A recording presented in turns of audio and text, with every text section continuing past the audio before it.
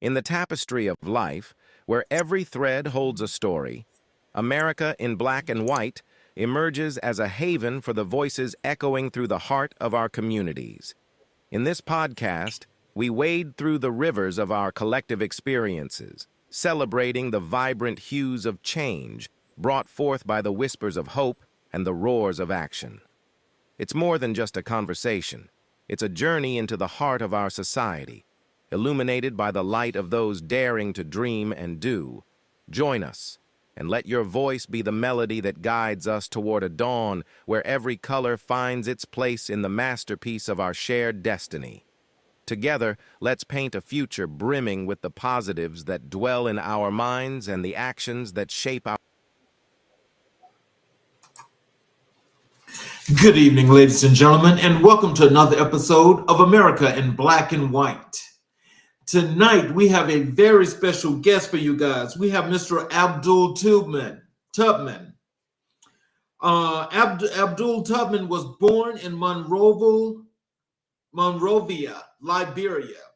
He's a descendant of President William V.S. Tubman, the 19th president of Liberia. As a result of the Civil War, his family moved to Kenya, connecting with their roots to Sir Shiki Barak Hinaway, a former governor of Mombasa and Zanzibar, and a figure knighted by Queen Victoria, eventually settling in White Plains, New York. He learned of his relation to Harriet Tubman, the renowned abolitionist and activist. In 2014, he spoke at Father of the Year Awards. By 2015, White Plains acknowledged him with 45th Anniversary Certificate of Merit. The same year, he received the Community Champion Award from the White Plains Juneteenth Heritage Committee and multiple accolades recognizing his community contributions. May 19, 2015 became Abdul Tubman's Day in White Plains, and May 14 was similarly named in his honor in Westchester County and New York State. He was the Day 2 Legacy Fireside Chat speaker during the Urban Leagues of Rochester Interrupt Racism Summit and with CEO and President Dr. C. Nell Harkins. He wrote the foreword for Being Black in America's School by Brian Rashad Fuller, published in July of 2024, which is now an Amazon bestseller. He is currently the Director of Operations for Corners, that's CORNER's Community, a nonprofit based out of Stamford, Connecticut, that serves the underprivileged Black community in order to bring equity, education, and empowerment. In August of 2024, he was a panelist in the Forbes Black Community Conversation, Rooting for Everybody Black. His artistic endeavors took off in 2019 when he produced his first NYC off-Broadway concert, Look What a Wonder, at St. Mark's Church in the Bowery. He then ventured into several off-Broadway productions centered on social justice and the LGBTQ plus themes. His first short film production, Expiration Date, debuted at 2022 Chelsea Film Festival. He is now also an amateur oil painter and aspiring artist. Educationally, he boasts an international MBA in substantially and environmental policies from Southern New Hampshire University and a bachelor's in innovation and entrepreneurship from Clarkson University. His passion for the environment and social justice has led him towards a path of activism and uniting the African diaspora. Ladies and gentlemen, I'd like to bring you guys to the show, Mr. Abdul Tubman. Hello, sir. How are you? Well, how are you? I am great. I kind of struggled a little bit here. So if there's some things you'd like to add to your bio, please do. No, you did a wonderful job. Thank you. That was very comprehensive. Well, it's good to have you here on the show. And, as this is the last show for the month of March, I tell you, this is this is going to be one of the most compelling shows for the year. And I want to thank you for blessing us not only with your presence, but in helping us to light a fire under those in these underserved and marginalized communities to get out, mobilize, and do the things that they need to do. Yes, 100%. Thank you. And we need much more of that. And so we're going to start first with your work in social justice. So, can you tell us what inspired you to become involved in social justice work? Sure. Basically, just growing up in America, understanding, American history, understanding world history, and just looking at, different, I don't want to say different types of oppression, but understanding how systems work and how systems were designed and how how they still operate in today's age. And once you really take a step back and really see what's happening around you and what's being done to you, you either have to then make a choice where you're either going to, do something about it, where you're going to step out of the system or try to throw a cog in the wheel. But I Mhm. think it's just a matter of um, I saw a problem and I just started talking about it. And once I started talking about it, other people were like, "Oh, that actually makes kind of sense." And then, we just kind of grew from there. Oh, wow. So do you find it just an innate thing when it comes to social justice and your being as the individual that you are? So, I think it's one of those things where I ran from, I guess you could say, the legacy and the responsibility of sorts, but over the years and as you learn history and as you learn, who, we stand on so many people's shoulders who have come before us. And when you take all of these things into account, we really do have a responsibility to not only push the envelope, but to understand, how these systems were designed, what they do, how they operate, and how we can, operate better as a society, as a structure, and, and as a people, because, it's a matter of really building, a better version of community because we may all live in different communities but we're not really community, and so it's really just bringing that aspect back into things. And so I really advocate a lot for community building. Mhm. So can you share a specific moment when you realized the importance of social justice in your community? Yeah, I think it stemmed, not really stemmed from, but over the years, my mom, was a huge force of just doing good in the world.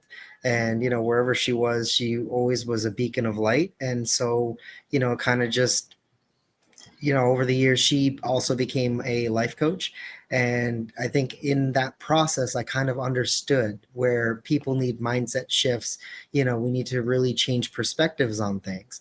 And so I think from that experience of her kind of going through that experience, it really opened my worldview up, a little bit more when it came to, those types of social structure dynamics and understanding those, psyche things that people, go through. And, it's a lot of trauma in our demographic. There's a lot of, oppression, repression, repressed thoughts. And, it's just a matter of working through it together. Now, I didn't want to take you, but I think you hit something that was so pointed just now. And Mm, I want to ask you this, and I want your opinion, and you can take it as far as you like. But sure. so when we look at today, right now, today, Hmm. and we think about those people that voted against their interest to vote for Donald Trump right now, and to Mm. put us in this social confinement that we're in right now, how do you feel about that? It is frustrating, but it's understandable. And that's the crazy part. It's one thing to say, you don't understand why people voted the way they voted, but it's That's just really denial, really.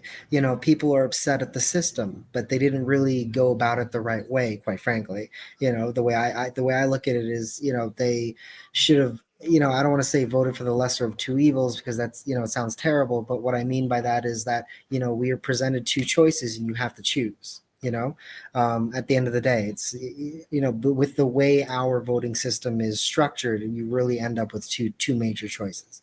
So, you know, that's, you know, it's that in itself is a hindrance, but you know, it's really just it's understanding the frustration, but then also it's what comes after.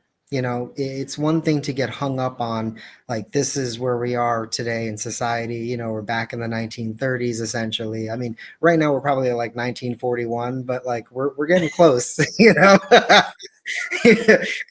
In 2024 going on 1940s, but you know, I mean, we're pretty much about to end up into another either a recession or a depression depending on how things could sway, you know, at any moment. And you know, what I tell people is uh, we had the playbook, and when I say this is that they put it out, Project 2025, we knew it was there. But what I tell people today, don't read it from the front to back, read it from the back to the front, because that way you know what's coming and you know what the end game is. Because look, phase one, like, there's nothing we can do at this point. Like, phase one is in motion, like, it is what it is. So while yes, it sucks to say that, but we need to understand that there's much more that can be done and that they want to do. So it's really just a matter of taking that emotionality out of it, and like, now we got to organize, we got to understand what is coming, so that way we can throw the wrenches in and throw the cogs in the wheel, so that way we can, you know, stop whatever it is. And you know, we also, people forget we have elections in 2 years, you know. Yes, So it's like, exactly. people, you know, and what I'm telling people now too is that don't wait to election year to start talking to your representatives. Talk to them now, because that way they know that you're watching them, because now they know, like, now they know that you can flip the narrative of, hey, I'm going to make all these promises and then, you know, vote for me. It's like, no, no, no, I'm going to watch your track record for the next 2 years, and then I'm see if you'll get my vote again. You know, that's why I've told so many people, and we're not going to make this a political point, but what you said is so true. But I actually have told an enormous amount of people that I know that I follow all of my representatives on that app, the U.S. Congress app. And it's got everything from every vote for every bill that they put up for vote and how they voted. It You can tells track you this right stuff. there. It tells you. It's trackable. We can see what you're doing. This is black and white, because this is a yes or a no. There's no in between. There's no, they may have all the discussions, but at the end of the day, it really doesn't matter, because you're either voting for it or you're not. Exactly. And so, you know, it's either you're voting for the things that help us or you're voting for the things that don't. Right. So, can you tell us, how do you define the term social justice, and why is it important to you? Ooh, so social justice to me is looking at social structures, breaking them down into the components that have oppressive structures in them, and then looking at those, and then taking a step back and understanding how those mechanisms work, and then how we can either dismantle them or change them, or, you know, or if possible, swap it out for a better system. But obviously that's much harder to do. But for the moment, all we can do is, you know, band-aids on band-aids on bruises or cuts. Right. So, what are some of the key issues you focus on in your social justice advocacy? Yeah, my biggest social justice thing right now is education. For me, it's understanding Black history, and not only just Black history. When I say Black history, I mean African diasporan history, because you know, it's a much bigger thing. And I was just having a discussion with somebody the other day, or I should say, I was doing a panel the other day, and one thing that I've been repeating a lot is that I want people to understand that they should be proud of their heritage, okay? Because we have people spread out everywhere, but you got to remember where the boat picked you up from, not where it dropped you off. And that's the key marker here. And so it's really breaking down that education, because you get so many Afro Latinos in the Caribbean who are like, I'm not black, and it's like, hold on a second. I went to the DR for my aunt's wedding, and one of the hotel guys started speaking to me in Spanish, and I was like, I'm sorry, I'm from I live in New York. I don't speak Spanish. I'm not, I'm black. And he goes, oh, you look like me. And I was like, I'm sorry, I'm gonna have to flip your narrative. It's not that I look like you. I was born in Liberia. You look like me. Okay. It's like once you understand these little things, it really, really can unite a lot of people under this African diaspora, because if you pay attention to your heritage and then focus on your roots, that's a key differentiating factor, especially in the Afro-Latino community. And, you have African Americans who, were quite literally displaced from Africa, and a lot of them don't know where their ancestry comes from, because, at the end of the day, they were an X on a page, as terrible as that is, and, those records were not kept well. We lost a lot of records, over the years, through various, means. And so a lot of African Americans are disconnected from the roots. And so, it's how do you get a people to reconnect to a demographic, and it's like that kind of thing. Oh boy, I tell you, you're throwing a whole lot out there that I hope that people are really listening to, because I gotta take my glasses off of this, because as you mentioned, these not just Afro Latinos but Latinos in general. You got the Cubans that do the same thing, and from all these other parts of South America that would not even be here. Had it not been for Haiti. Haiti created that whole entire region. But on top of that, Haiti paved the way. Wanting to identify with the repressor that oppressed all of us, which they are the minority, but because they control the system by stealing it, allows them that control that they hopefully they don't think they can ever relinquish that. But for those folks that want to identify as that, they have more than just an identity crisis. They honestly feel like these people are going to give them this handout and bring them up. But what they fail to realize is that you can't come here to a country. You can't come into this country where I have been here all this time, but you think you're so much better than me. So I'm going to vote for Donald Trump, even though Donald Trump tells me he's going to deport me and my people. But that's not going to happen. He's only going to destroy black people because I'm not black. Is that but crazy? Then you fall in the category. It is. You know what it is? It's funny because it's this thing where I don't know how to explain it well, but you find a lot of people who just in American history, and when I say this, white people have historically voted against their own interests, specifically for racist causes. What I mean by that is we literally don't have universal health care because white people voted against it, because it would benefit black people and extend black people's lifespans. That is literally why we don't have universal health care today. And there are so many other things like universal schooling. That's another one. It's anything that is universal that would quite literally just elevate all minority groups all at the same time. That those things cannot happen. Oh, but you know what? See, all of this is like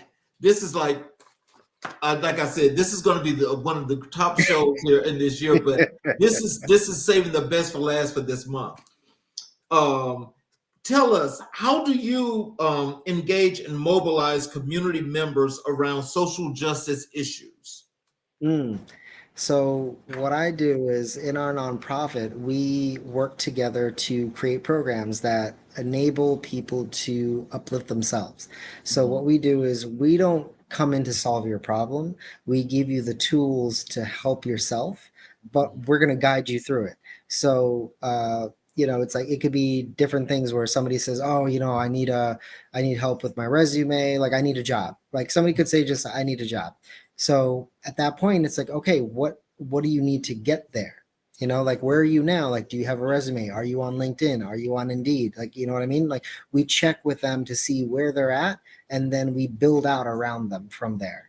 So that Mhm. way we can understand. So like we had a program with a local chef where we got a grant, and we were able to get him a new laptop, help him with his inventory system. We were trying to get him a POS system and just reworked his system. We got him also some help, but also this guy is also food safe certified. So he can also certify others as well. So we Oh, wow. partnered with a reentry program to enable these reentry people to come work with him, get food safe certifications, so that way they could then help them get jobs in the culinary industry. That's a beautiful way to reach back.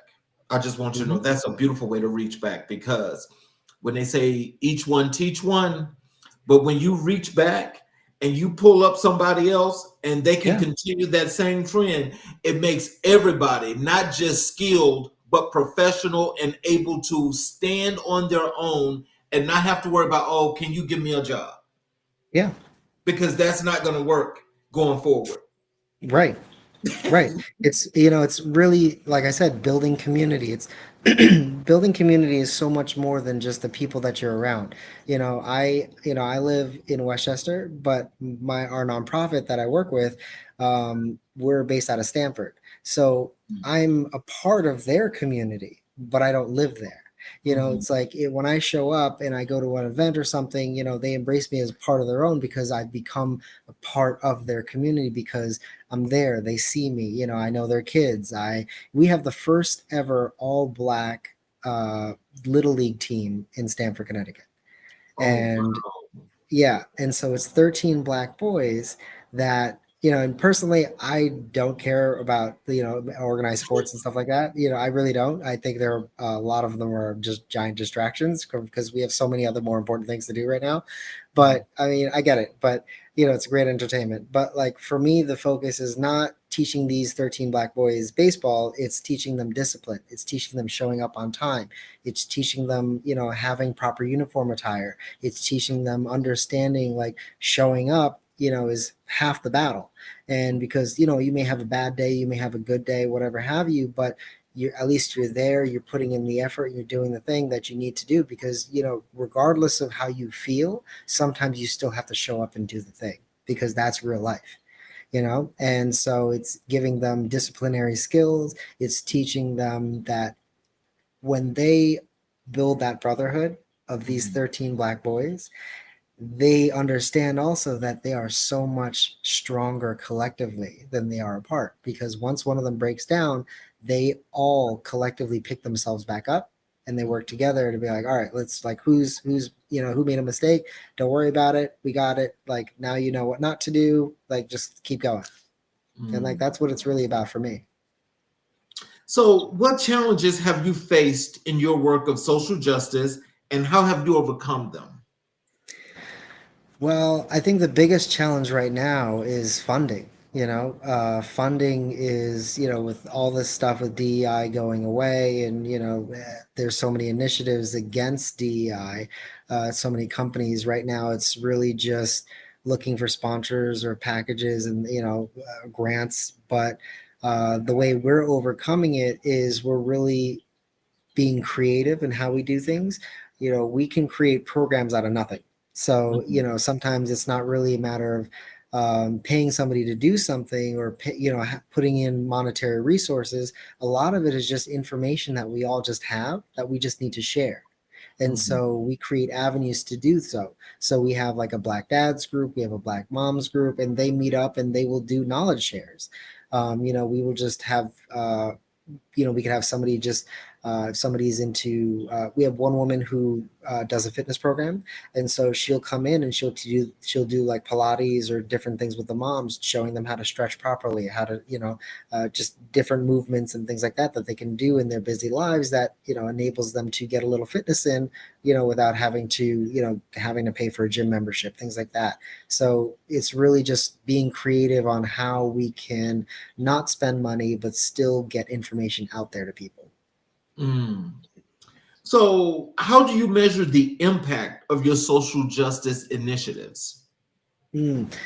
We measure our initiatives by how many people are showing up, per event.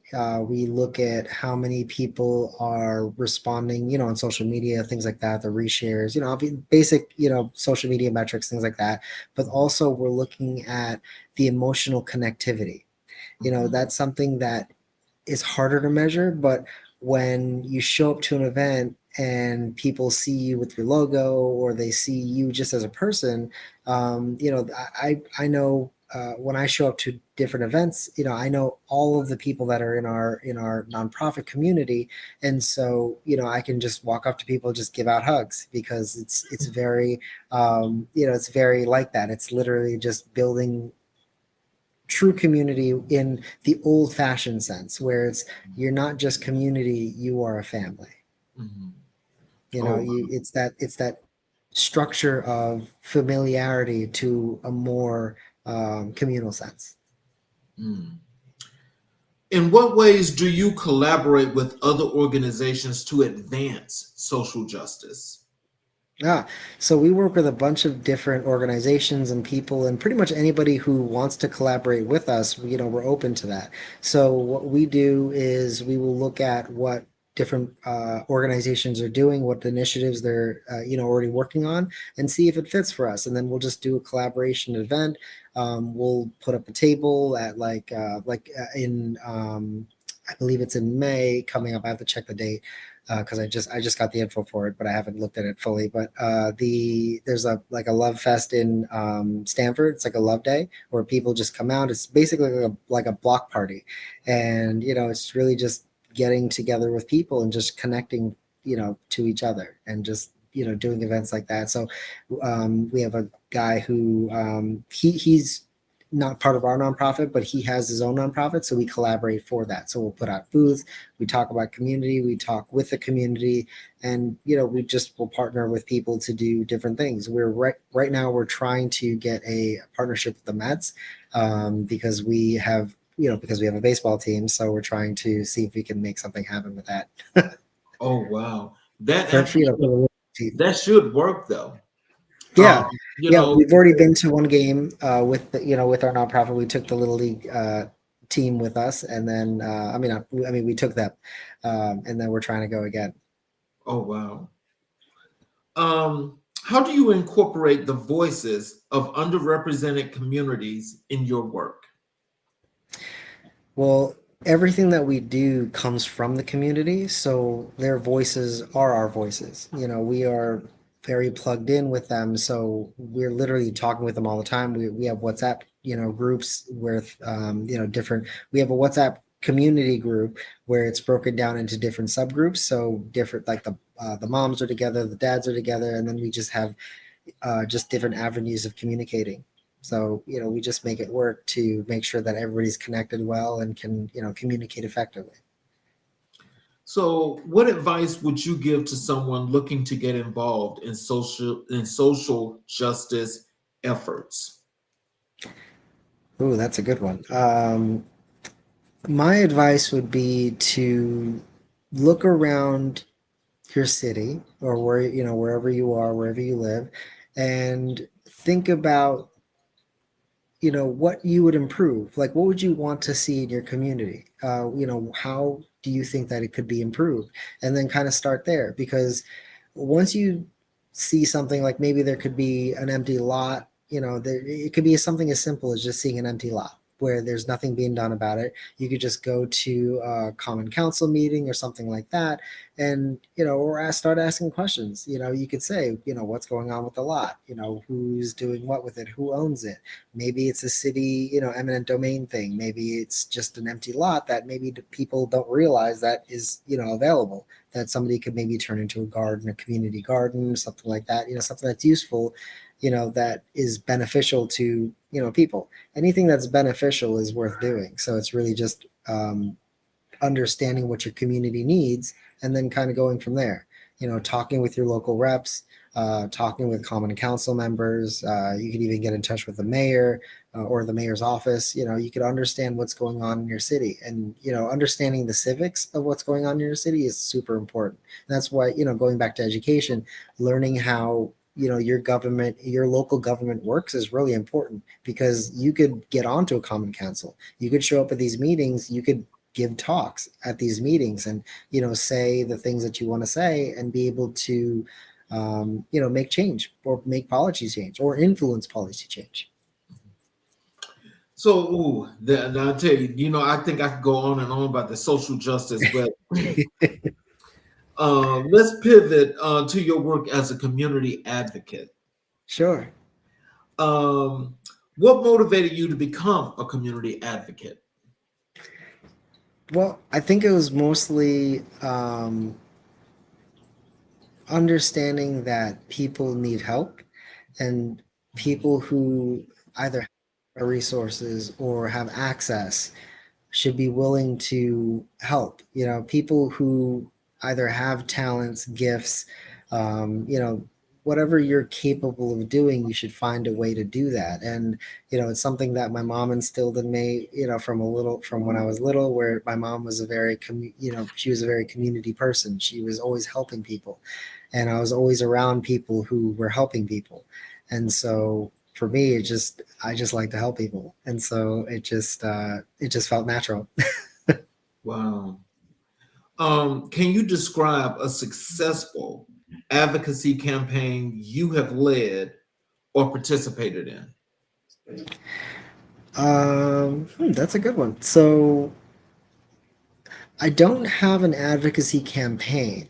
However, we are working on right now to create a campaign to understand in Stanford what the local politicians are doing for going forward into the election year, as I mentioned earlier, so that way we can really start having more conversations. Right now, what we're doing is we're organizing people to show up to these common council meetings, to these local rep meetings, so that way we can then understand what it is that they're saying, what it is that they're saying that they're doing, what it is that they want to do, and then that way we can then create the campaigns around that to see who we should be voting for, who we should be aligning ourselves with, and who we should be asking for help. Because at the end of the day, we do need help, but they're the ones who can allocate that for us. So once we can understand who's going to actually help us, then we can go from there. You got that right, 500%.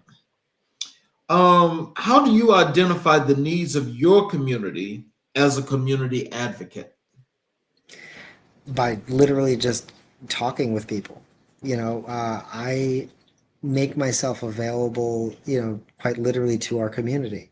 If somebody needs something, it's just a matter of texting me. If somebody has a problem, I tell them to text me, and then, as soon as I can, I'll give them a call back, or we'll schedule a time that works for both of us. And then we just kind of go from there. If somebody says that they have an issue or they're not feeling well, I'll just call them and just say what's going on, because sometimes they may have an issue, may not really want to talk about it, or they may not post about it. But then once you get them on the phone, they will then, really open up. And then it's really just, effective communication. It's taking the time to understand people.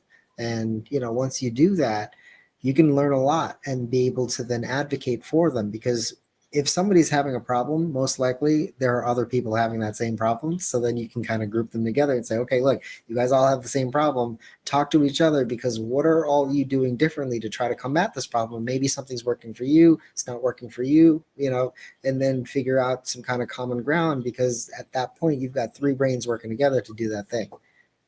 and then kind of go from there. Now, this I know is right into where you are right now. And I want you to tell us what role do you believe education plays in community advocacy? I think it is a massive role because you can't do something without knowing things. And so, for me, it's when you talk about like the future of things or what it is that we want to get to or want to go to or how we want to push society towards, we need to understand where we've been. And because this country is actively, banning books, wiping away Black history, literally deleting Black history off of websites from government websites. So, it's really just a matter of Black history is not taught in this country, and when it is taught, it's taught in a way that's not beneficial to us. And when I say that, and it's funny, I just had this conversation with somebody the other day, and what I mean by that is about fourth or fifth grade is when you first start doing like history. And so when you start getting into history, you are told that Europeans, you had all these dynasties and monarchies and whatever, and then Black people are like slaves. And you're like, hold on a second. No. Let's go back 1,000 years because at that point you'd be all the way up here. Mm-hmm. So, you know what I mean? It's like when you don't teach about the Moors coming in and taking over Spain, and you don't taking over Europe essentially. And when they come in, and you don't tell people that the Dark Ages were literally, expunged because of them. And then because of them, you had the Renaissance because people started bathing and stuff. Okay. Okay. But, you had to teach these savages how to live. But yet they want to come back. They want to flip the script. They done totally took everything and just lied about it. Right. Okay. Right. We got to teach you how to make yourself right. Right. But right. Because they don't teach that history. And because they don't teach that history, it's like, hold on a second. This is a cyclical thing here. Like, no, like, but then, it goes back to education where it's like when you are told the narrative for so long and you think that you have created everything, and then when it really boils down to it and you haven't, it really can really shatter your psyche. And I think that's what's going on. That when they say this white fragility and all these things, all these different terms that are coming about, it's scary when you boil down to it and all of your greatest heroes are not who you think they are, when it's like, Henry Ford, Thomas Edison. It's like all these people who stole stuff from Black people. What's his name? What's that liquor? I don't. Jack Daniels. It's like, you're right. It's like things like that. All of these things came from Black people. Right.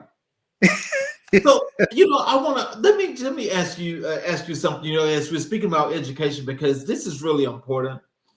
And what I want, if you could, just give me your opinion as to when we think about Black history, and how I think about Black history. Mm-hmm. And I know that it's important for me to not only make sure that those come behind me know where our standing is and was, despite all this that people have put out there. But the one thing that I'm afraid of, and when I say I'm afraid, is this is me being honest. And that is, as you and I do this same work of uniting, building our communities that people have torn down, there are people that look just like you and I that are in the very communities that we're talking about to sabotage that very same thing for the oppressor. Yeah, not all skin folk are kinfolk.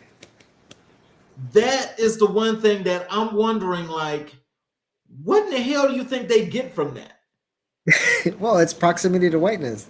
It's that weird thing where it's like for example, like the Trump administration, you had all of these black politicians who were cozying up to Trump, and none of them got a job.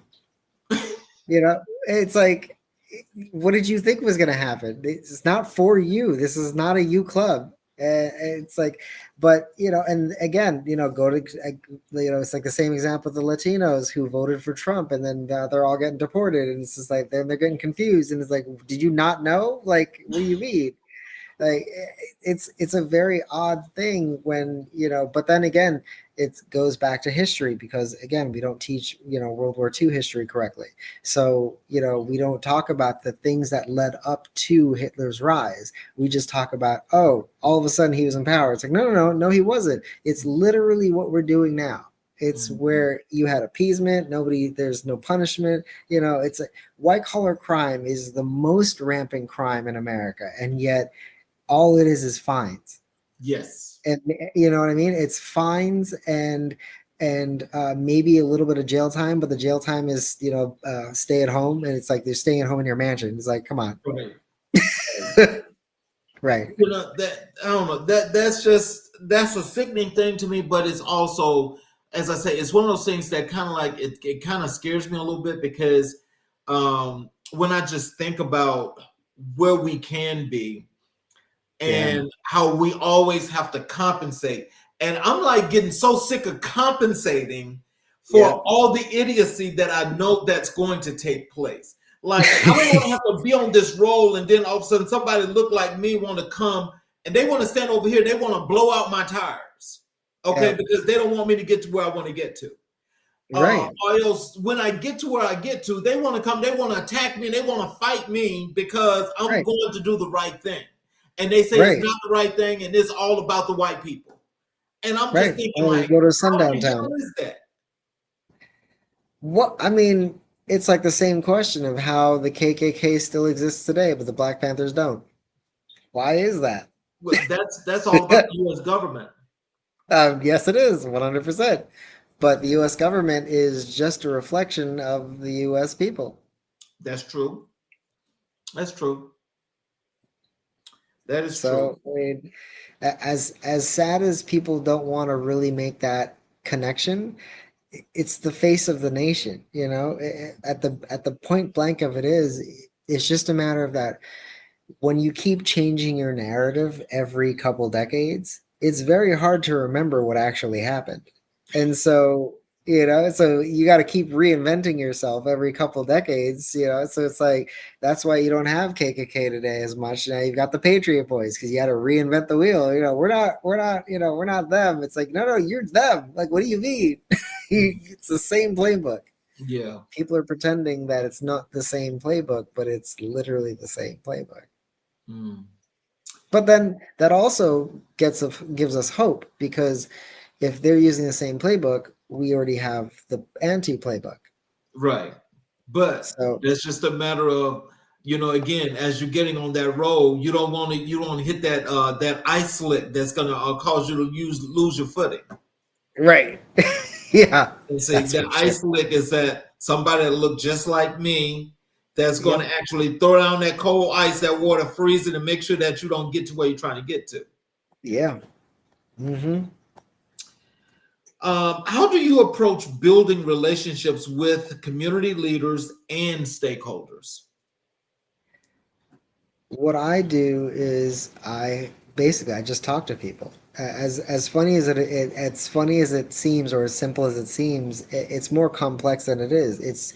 It's not just talking to people. It's understanding. It's taking the time to show up, be there for people in different ways, where it's sometimes they just need to vent sometime about an issue. Sometimes that may not be the issue. Maybe they're projecting, but it's really just taking the time to understand people's needs, understand their wants, and understands, where improvement can make sense.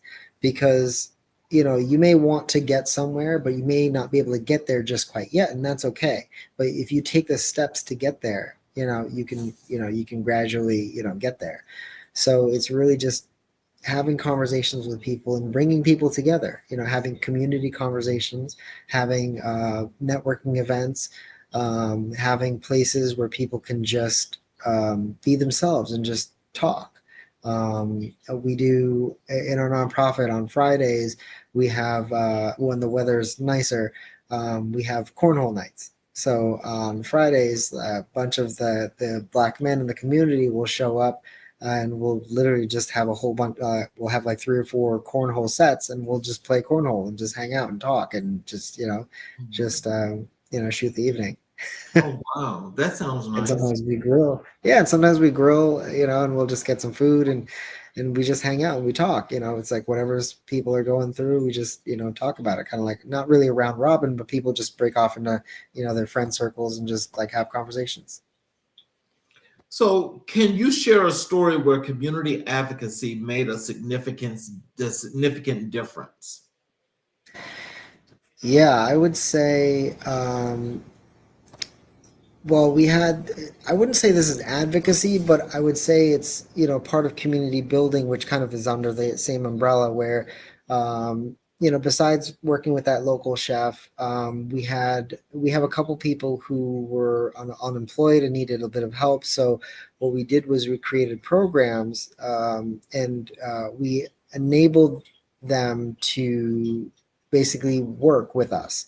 So, sometimes when in our community, everything seems to be monetized, socially. It's just like a capitalistic thing. But there are so many things that people can do for each other that are not monetary. It's quite literally services. The problem is that we always think of everything in money. But the thing is that we all have different skill sets that we can then help each other with. So we had somebody who had marketing skills, but they needed, they needed money, but we're like, look, we can't just give you money, but you do have skill sets that we can use. So we need like to revamp our website, we'd help with social media. So if you do that, we can pay you for those services. And, that's a way we could do that. And then also, since you do need a job, we can write you a letter of recommendation, make some phone calls and, see what we can do for you. So it's that kind of stuff. And she did end up getting the job.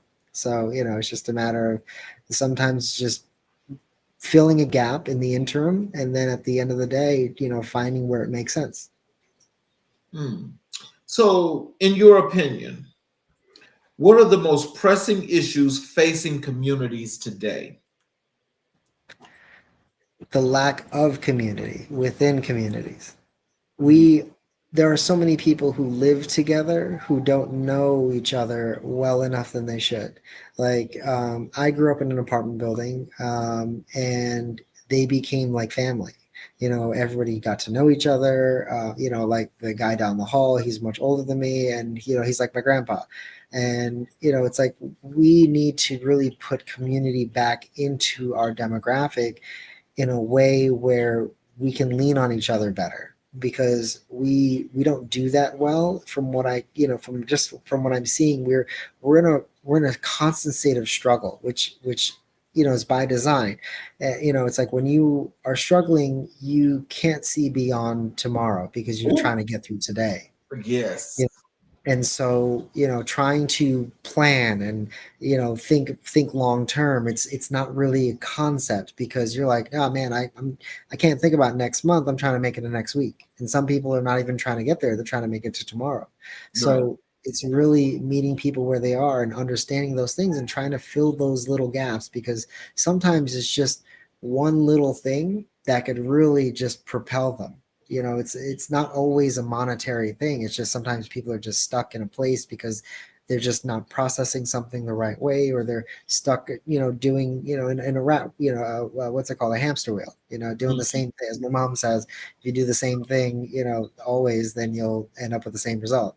Yep. So yeah, so it's really just sometimes you need a second person to talk to bounce that idea off of, or whatever situation, because you need that difference of opinion or perspective. Mm. So, how do you balance your work in advocacy with your personal life? Not well. um, basically, I mean, I'm joking, but I mean, when I say that, I'm pretty much on call like all the time, and I'm okay with that because I love it. It's when, I could get off, this podcast with you and then literally just get on the phone with somebody, right? And it happens all the time. And I'm okay with that because I really, really do enjoy it. I love talking to people. I love helping people. So for me, it's just it's more so a way of life. It's a way to give back. But, sometimes giving back is just spending a couple minutes on the phone with somebody. Sometimes it's, helping somebody with their homework or mentoring a teen or, it could be so many different things, but all those little things add up. Wow. What strategies do you employ to ensure inclusivity in your advocacy efforts?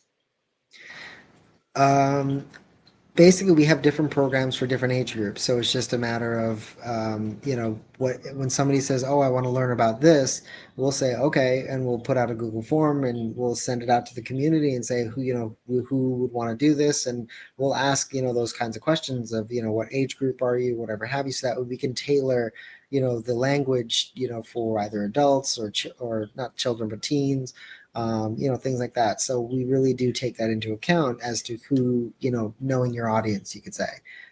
So, we do that, that way. So, how has your experience as a community advocate influenced your artistic endeavors? Yeah. So all of my art so far has been basically geared towards anything black, from the African diaspora. So that is pretty much my wheelhouse and where I will pretty much always keep it as far as I think. So, for now, I'll have black imagery using African diaspora and, well, really African motifs and themes. Like right now, I'm working on an oil painting that is, I call it Musa, but basically it's like a Afrofuturistic, like, King Musa.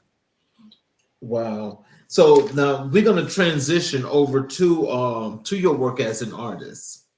Sure. And yes, sir. And so tell us, how did you first get involved in the arts, and what form of art do you practice? Yeah, so I just started oil painting back in November, but I've been involved in the arts for a couple of years now. I think back in 2019 was my first play. Basically, what I my life is a series of events of where an opportunity is presented, and I'll pretty much just generally just say yes, Mhm. just because I don't think that you should waste an opportunity if it's presented to you, and it's a good thing. So I went to a musical. It was like a preview of a musical, and at that musical, it was a reimagining of the story of Moses, but it takes place in New York City, and it's like 2020 at that time. And basically, it's the story of Moses, but in our time. So Moses is this he's half black, half Latino. He's from Spanish Harlem, and he gets adopted by this rich family, and they own Pyramid Inc. And so the adoption agency is Reed Agency Inc. So everything is a play on words, but updated for today. So he becomes like Moses.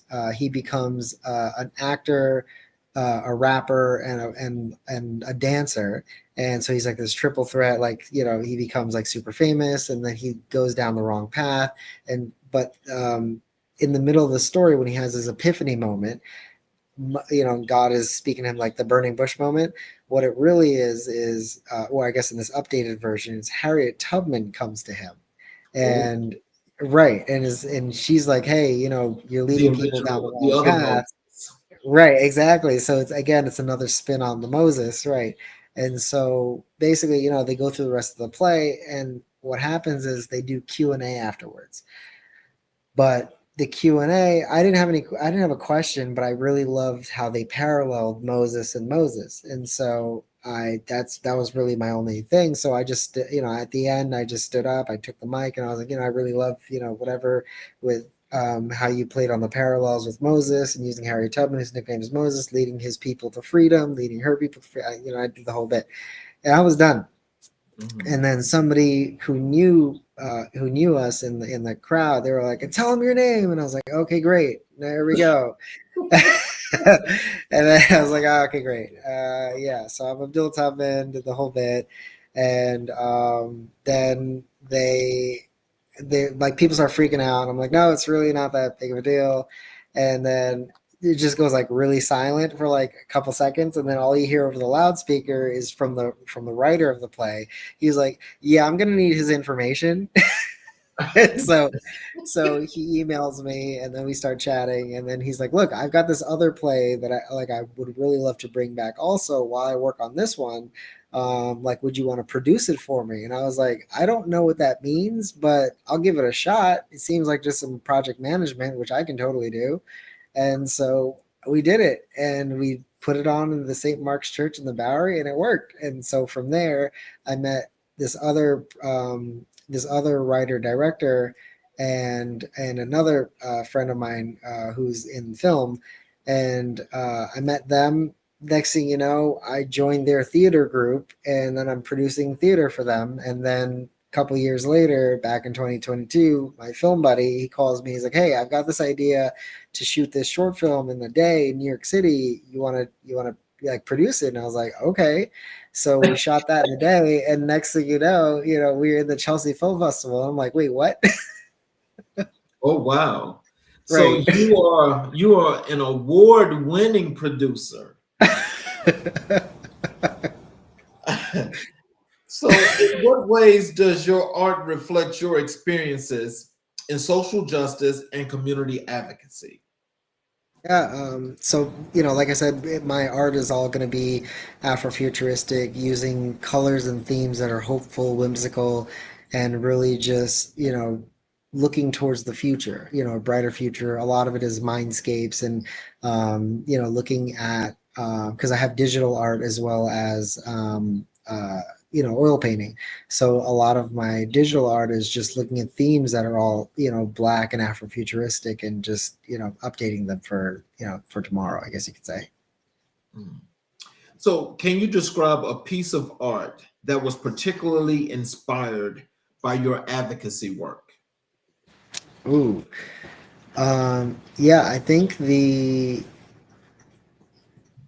so. I did this one piece called an Afrobot, and it's literally like a little robot, but he's got an afro, and in the afro, it's just got a lot of pop of colors. And my mom loved it when she saw it for the first time. She goes, "Oh my God, this is adorable! I need you to paint me a couple of these in different colorways because I want them in my apartment because they're so cute." And so I was like, "Oh wow." So I think that was the first one that really like hit home for me, where I was like, "Oh, okay, this is it's working. Like this is kind of cool." And but that was the first one that really because I was really trying to do something that was very futuristic but also like fun. And so the Afrobot just kind of stemmed from there, like looking for like where we could go, like quote unquote light years from now. Mm. Um, how do you use your art as a medium for social change? Mm.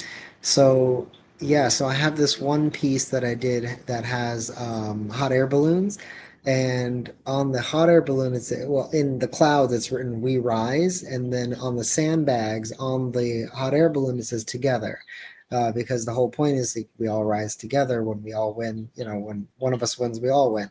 So it's pieces like that that could really, send the right message to, really bring more unity, bring more community, and not just in our own, demographic, but really just really bridging the gaps between, Afro Latino, Jewish, white, black, everybody, because Asian, it's just a matter of really having the conversations and coming together better.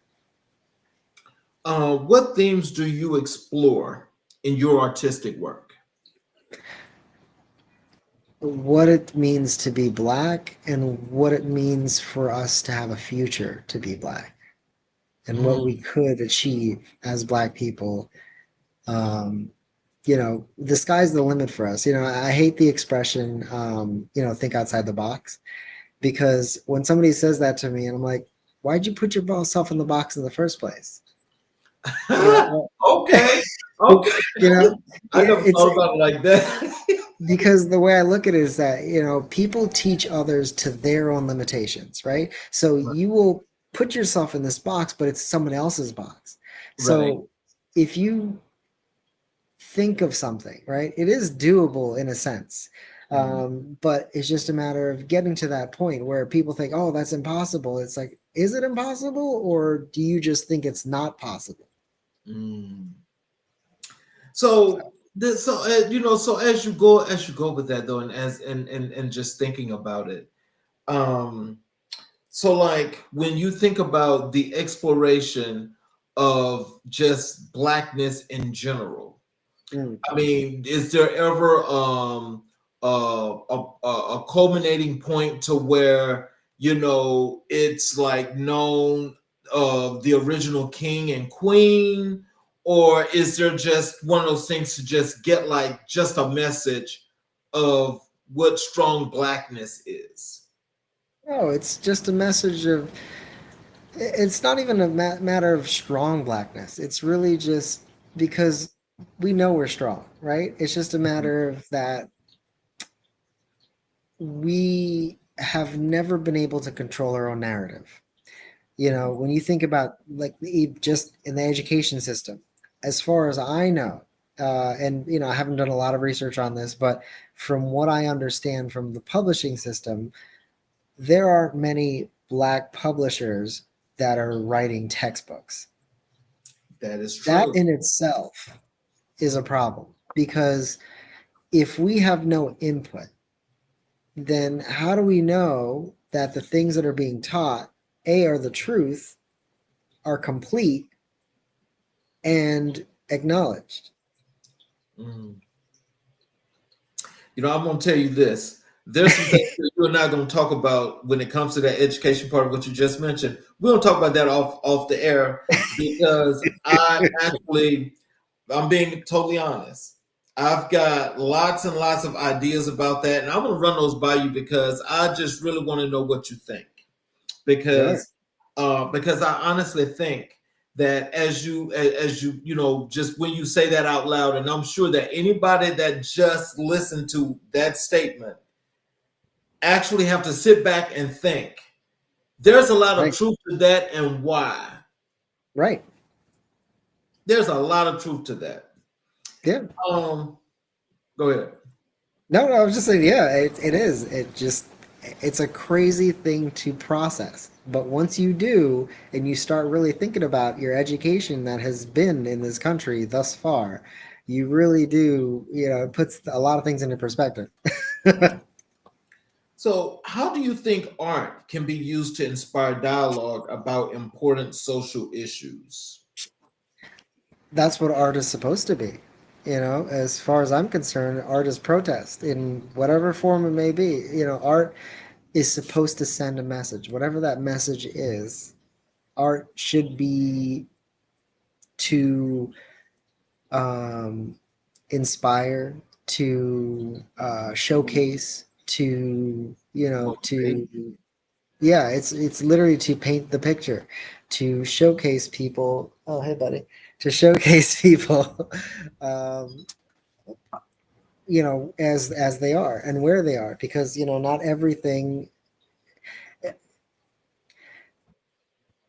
do better, and we just have to really just think about things better. Right. So, can you share how your community influences your artistic creations? Yeah, working with people, and spending the time to get to know our community has influenced my art in, um, because now it's really focused on advocacy, and it's really focused on sending messages that inspire people to work together, to to communicate better, to be effective better. It's really just a matter of bringing more uh, bringing more connectiveness into each other's lives. Mm. So, what challenges have you faced as an artist advocating for social justice? Um, right now, it's really just figuring out ways to, fund the art, fund. It's really just boils down to funding. And research. I need to understand better as to where I should be putting my art.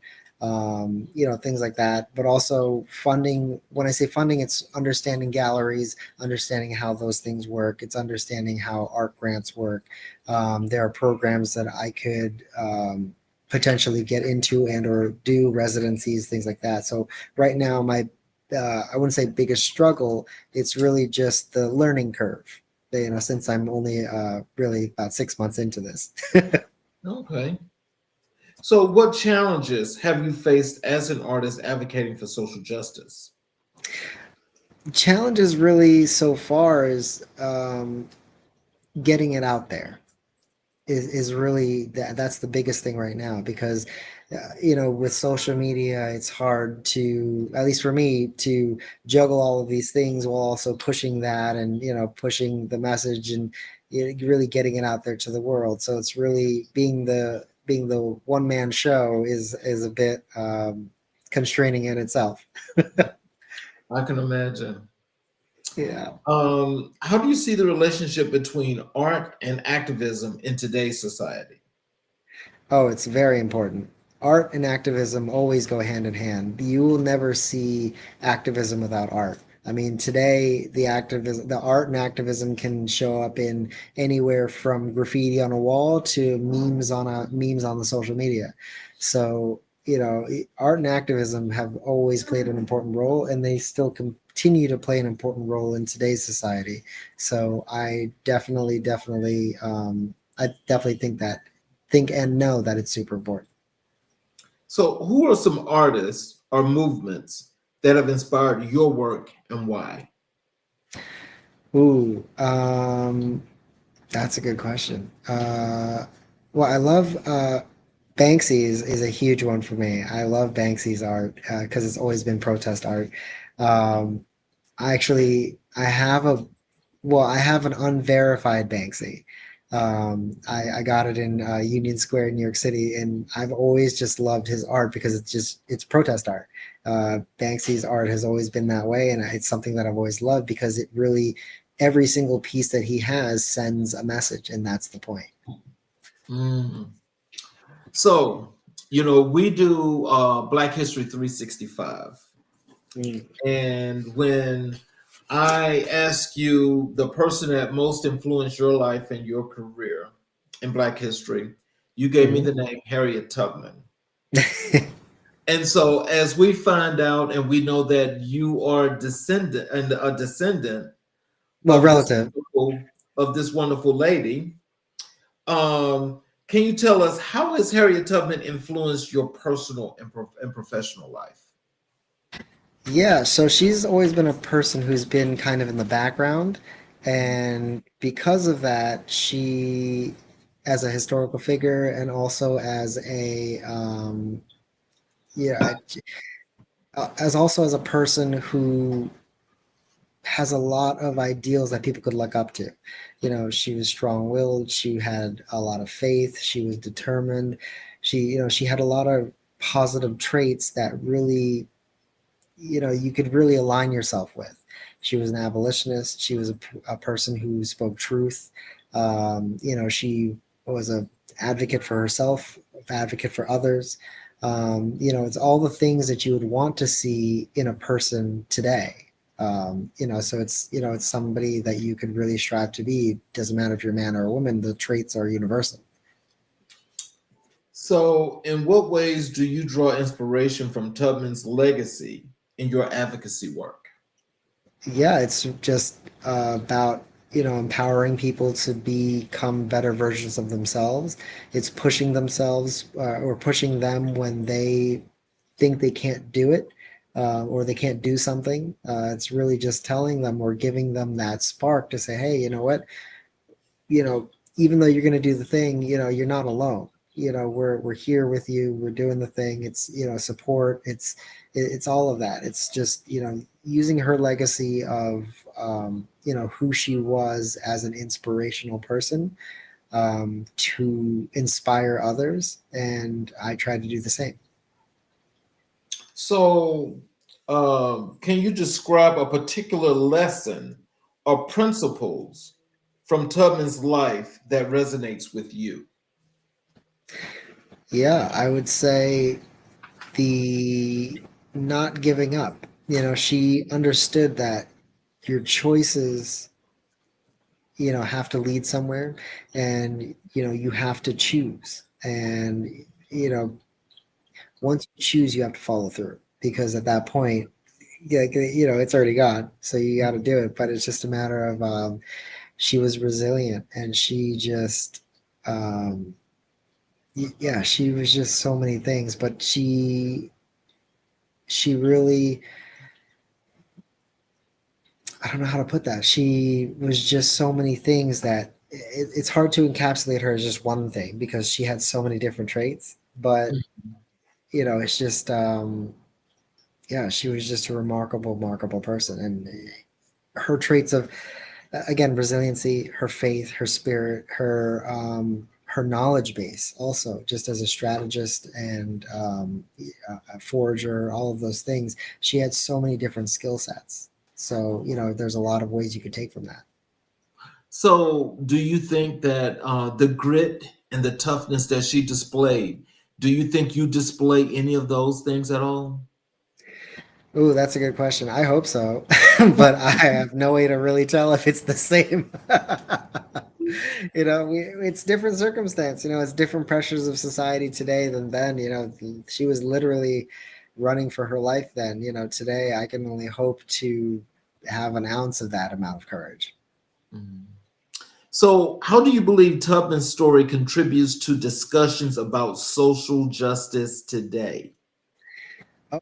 Actually just had this conversation a couple weeks ago with some teens, and I told them, I said, you need to understand that abolitionism didn't stop, and it should not stop, and we need to think about it and process it in a way of 2025, where you have the administration doing all of these things to scale back, social justice issues, that we have to re-become abolitionists, or really reframe our brains into abolitionism yet again.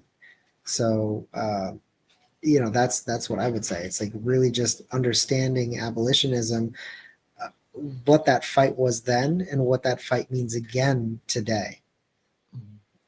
So, what parallels do you see between Tubman's struggles and the challenges facing communities right now? Togetherness. The back then, togetherness was a little different because people were sold off, and that kind of thing, and with slavery was so difficult. But in today's age, togetherness is different, because even though we may live close together, we don't know each other in that same way anymore. Where that community aspect, that real community, has been, it's been eroded. So bringing that back would really help.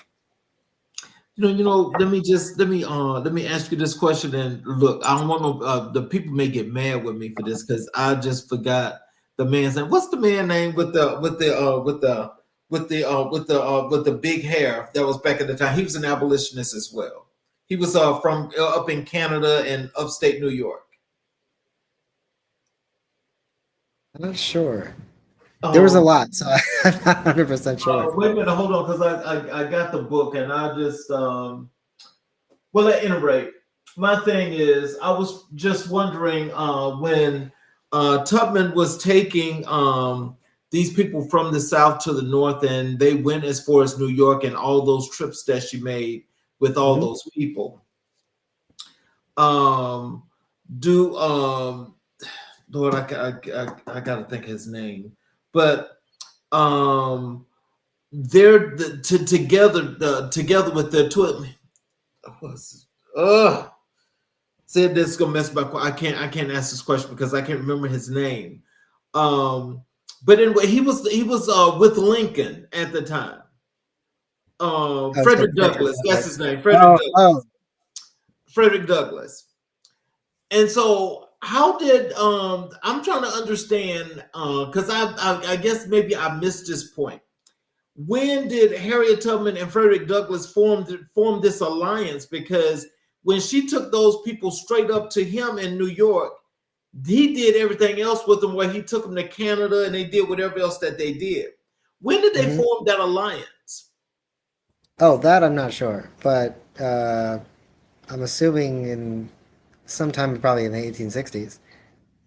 Because I thought that was like really, really interesting in how the Underground Railroad went straight north and south, how it did, and how Harriet quietly moved up and down. They Yeah, went up and down, God knows how many times with all those people.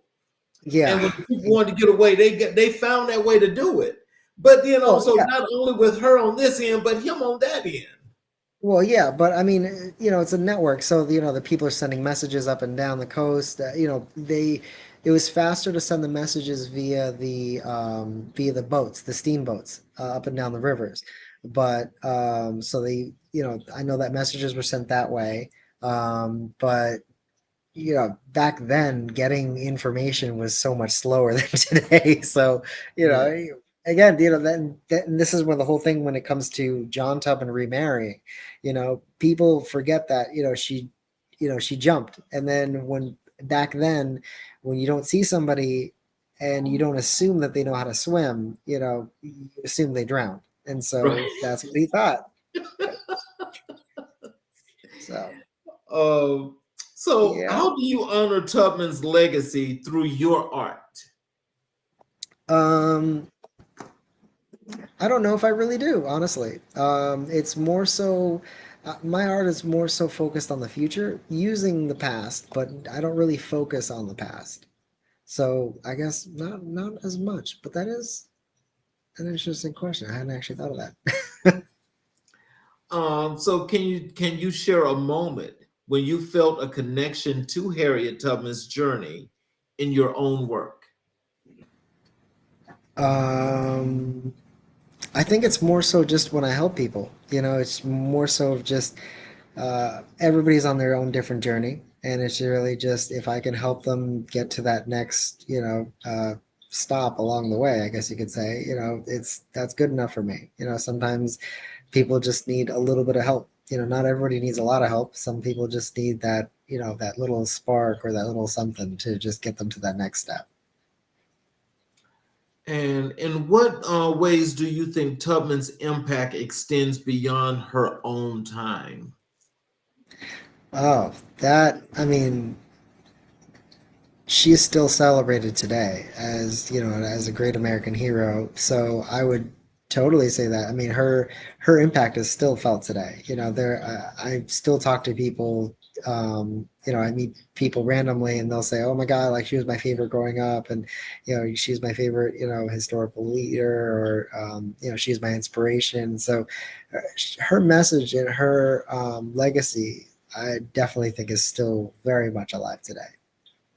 So how do you hope to pass on the teachings of Harriet Tubman to future generations?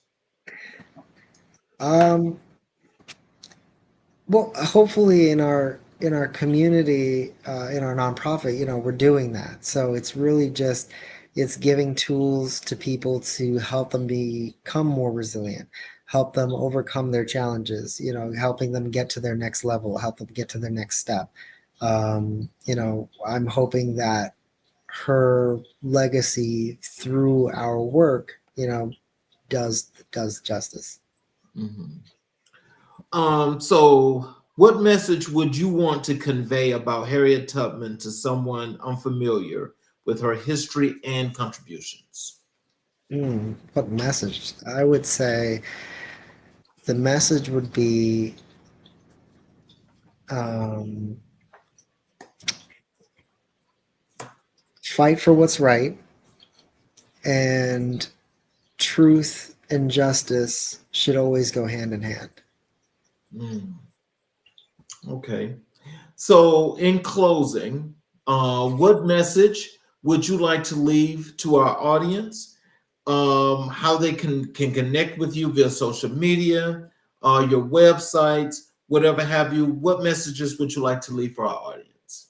Sure. The message I would say is, connect with each other better. Work together better, talk to each other. Um, I would say, well, I would say overall just communicate better with each other. Everybody's going through different struggles. Everybody's going through different things. Just talk to people, network with people, professionally, personally. Understand that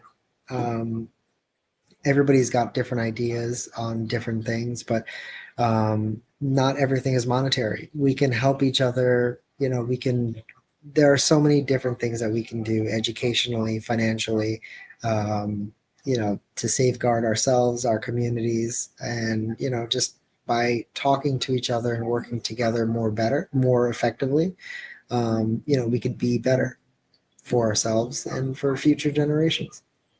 And you can connect with me on Instagram and my website. They're both the same. It's Tubman's Underground. So it's tubmansunderground.com or Tubman's Underground on Instagram. So, yeah. Well, I want to thank you for spending some time with us, because we definitely got to have you back. Thank you. I'm happy to. And, for those of you that were watching the show, I hope you guys got some understanding as to the importance of community, unification, learning, and self-being. What Abdul has just taught us today is that we can all prosper, be much better people, be much individuals if we work together as a team and as a unit. There's lots and lots of things here, historical context, that we know that people that look like us have actually done these things. So when they have done these things, and now that the world has revolved, we've all evolved over time. As we've evolved over time, that means that we should be better, we should be doing better, and we should be much better to each other. Now, we still have a ways to go, because we have lots and lots of obstacles that we always have to overcome. Can we overcome them? Yes, we can. Will we overcome them? Yes, we will. The thing is, when are we going to start? That time is now. That time is now for all of us to get together, do what we are supposed to do, and make things the way they are supposed to be. Forget the oppression, forget the repression. When I say forget that what I'm saying is we need to use that for our motivation, is because we don't need that system. We can create our own system, be much bigger, much better, much larger, like we are as a people, and make this world into where it was originally. So until the next time we all get together, this is the last show for the month of March. Till we get together next week, I want to thank each and every last one of you for watching the show.